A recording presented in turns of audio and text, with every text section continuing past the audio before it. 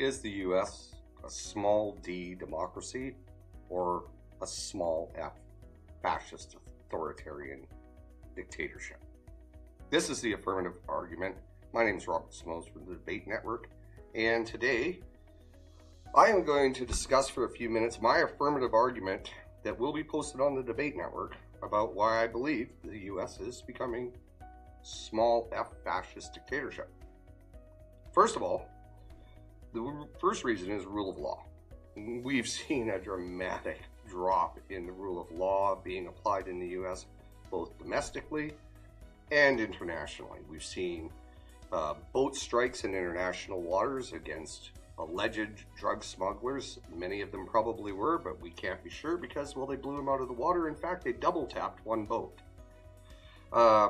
We see also in the US, American citizens seeing their civil rights being taken away by ICE, being often arrested, taken away for exercising their freedom to protest. In many cases, some cases, they're just in the wrong place at the wrong time.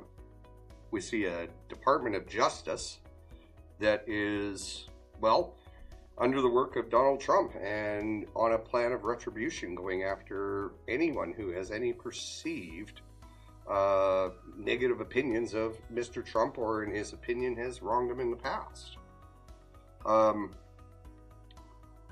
Americans seem to be, with regards to the ICE thing, divided 50-50 and the rule of law, what's going on. But from the outside looking in, like I am, I'm Canadian, it's thuggery, what's going on. Masked men, it looks like a South American dictatorship. Okay. So the second reason it's falling into, I would say, fascism is propaganda. Like, I mean, wow, you have an administration right now that creates a problem and then pats itself on the back for fixing the problem without doing anything. Take Greenland, for example, just recently. Creates the problem, we have to have it, finds out he can't have it, but they've always had, the US has always had the ability to go there and put bases there, and they've also had the ability to work with the Danes and the Greenlanders to develop mineral rights. But the spin was, and very negative, and it was about national security, which it really wasn't about. It's really about minerals, just like Venezuela wasn't about drugs, it was about oil. This would be typical of the Monroe Doctrine that's currently out. But we've seen the constant spin. We saw during the election, the people eating cats and dogs. Everyone in America who does not agree with the MAGA right is communist, Marxist, socialist, BLM, Antifa protester, and radical protester at that. So, and then we also see the other thing is with the US administration and propaganda, is they really apply the Goebbels principle of if you tell a big enough lie long enough, eventually people will believe it. And this is the theory behind why they always double and triple down on things.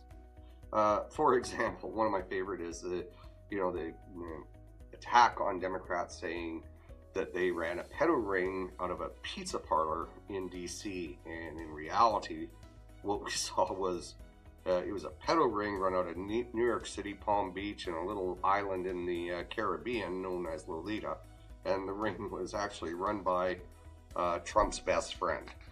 So, two reasons so far: rule of law falling apart, propaganda off the charts, trying to make, look what's happening January 6th.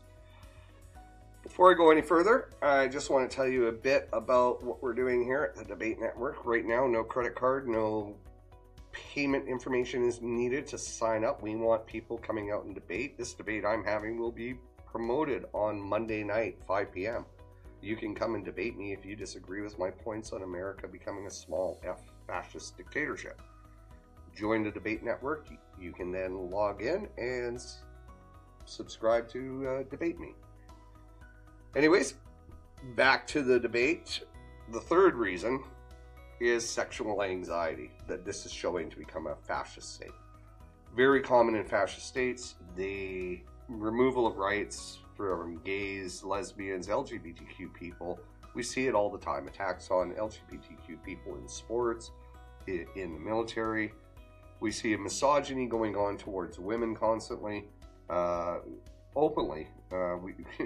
Some believe that women shouldn't even have the right to vote, and some believe that if a woman has succeeded in life, like in the military, like Pete Hegseth, that her success is due to policies of DEI, not that person's abilities. And then the other thing is the removal of women's reproductive rights. Like, we're taking that away from people. This is all a sexual anxiety amongst we see, the MAGA right.